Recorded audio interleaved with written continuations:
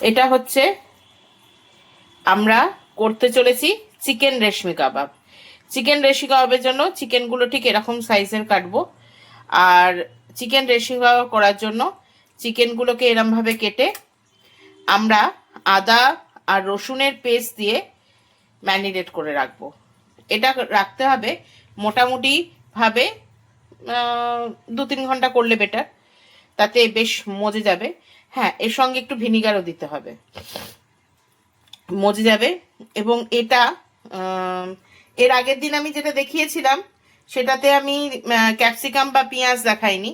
এটা কালকে কিন্তু করব যখন, তখন তাওয়াতেই হবে, ক্যাপসিকাম পেঁয়াজ দিয়ে ভালো করে ম্যারিনেশন করে হবে এবং খেতেও ঠিক সেরকম টেস্টি এবং বেটার হবে।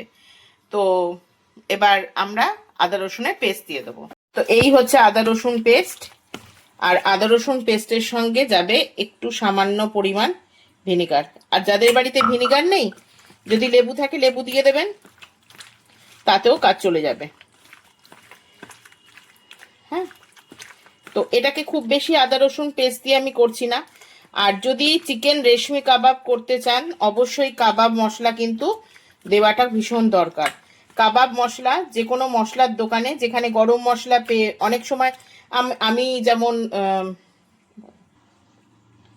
কসবায় থাকি, তো কসবায় থাকলে আমাদের এখানে কিন্তু গরম মশলার দোকান রয়েছে যেখানে সমস্ত রকম গরম মশলা পাওয়া যায়। তো কাবাব মশলা সেখান থেকে নিয়ে নেবেন। আর কাবাব মশলাটা আমরা কালকে দেবো। তো এখন এই প্রিপারেশনটা হয়ে থাক। এর মধ্যে কিছুই পড়লো না, আদা রসুন পেস্ট আর ভিনিগার পড়লো। আমি কিন্তু যা রান্নাই করি না কেন খুব সহজে করার চেষ্টা করি, এবং যেখানে কম মেহনত হবে এবং টেস্টি হবে। তো এই আপাতত সিচুয়েশন। আমরা এরপরে ফেরত আসবো কাবাব কিভাবে তৈরি হয় সেটার সঙ্গে। আমরা কাবাব বলছি, কাবাবে আমি একটু ছোলার ছাতু দিয়ে নেব। আর এর সঙ্গে চাইলে আপনারা ময়দা দিতে পারেন, কিন্তু আমি ময়দা দিই না।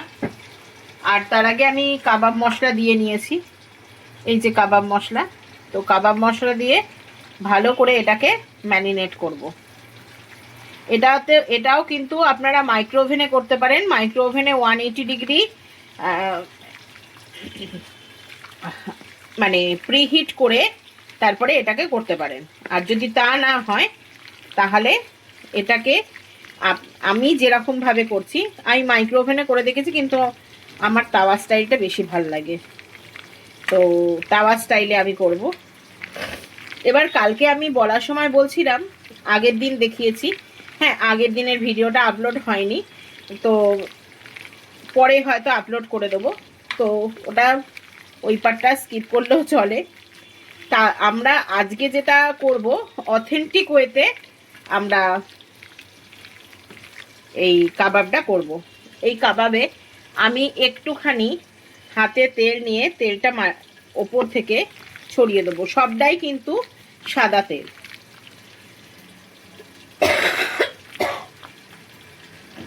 সরি,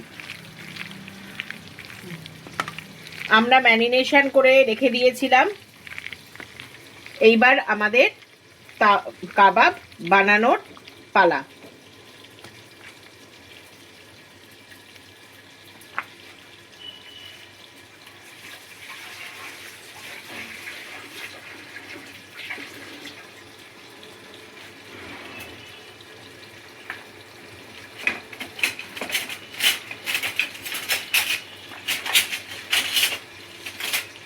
সবার আগে বলি, আপনাদের একটা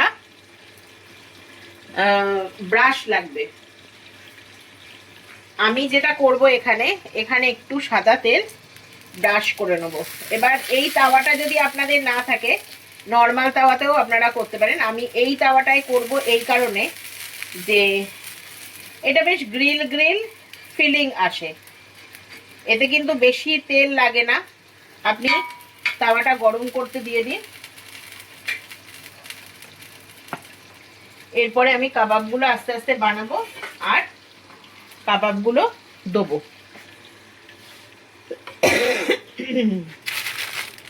এগুলো কাবাবের স্টিক।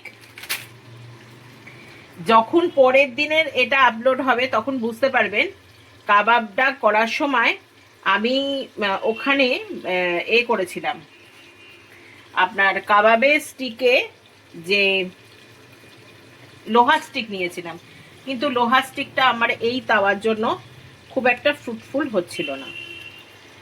তো সেই কারণে আমি আজকে একদম কাবাব স্টিকের ওপরই কাবাবটা করার চেষ্টা করছি। একটা ক্যাপসিকাম, একটা পেঁয়াজ, একটা কাবাব, একটা পেঁয়াজ আর একটা কাবাব,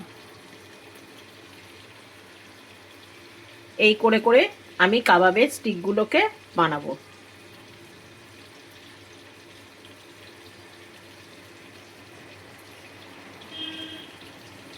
এর থেকে বেশি আমি দেবো না, কারণ এর থেকে বেশি ওই তাওয়াটায় হবে না।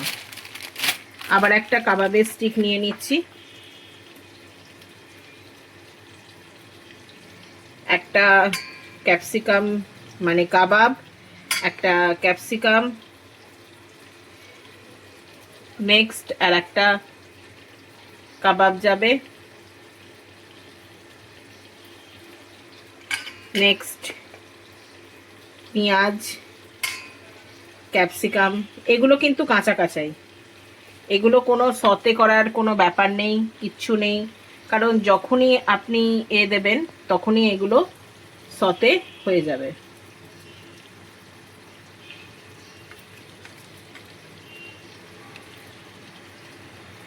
আচ্ছা, অনেকের মনে হবে এখানে কি আমি একটু নুন দিইনি? হ্যাঁ দিয়েছি, নুনটা আমি দিয়েছি।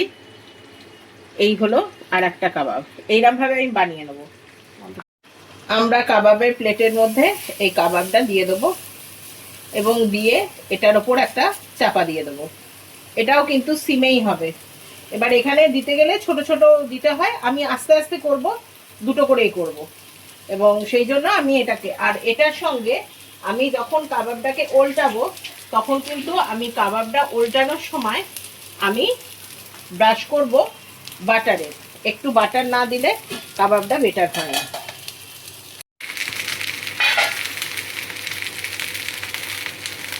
এইটা উল্টে দেখাচ্ছি, ঠিক এই রকম দেখতে হয়েছে। তো এই উল্টো দিকটা করার সময় আমরা একটু মাখনের ব্রাশ আপ করে নেব।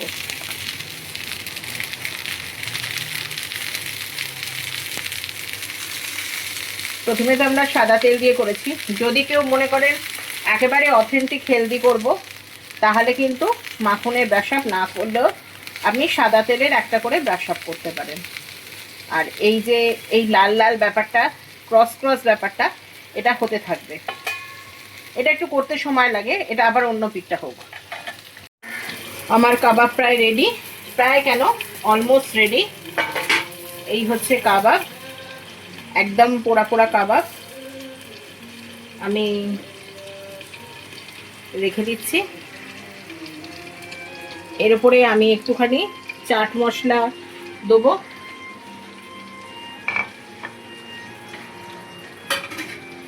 নেক্সট কাবাবের জন্য আমার আবার প্ল্যাটার রেডি হয়ে যাবে। কাবাব অলরেডি গড়ে রাখা রয়েছে, সুতরাং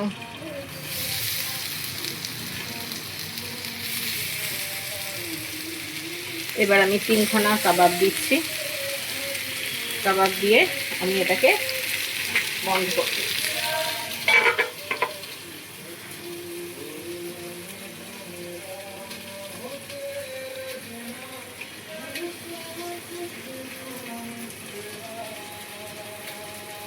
আমি এটা দিয়ে দিয়েছি, জাস্ট কাবাবটা নাবিয়েছি।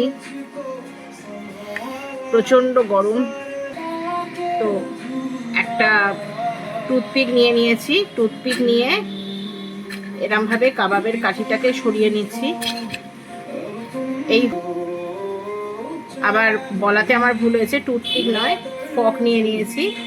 নিয়ে কাবাবের কাঠিটা থেকে কাবাবগুলো সরিয়ে দিচ্ছি।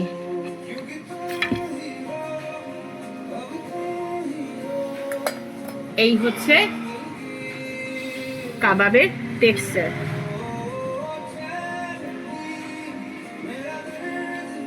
আর এই কাবাবটা খেতে হলে পুদিনা পাতা চাটনি দিয়ে কাবাবটা খেতে হবে।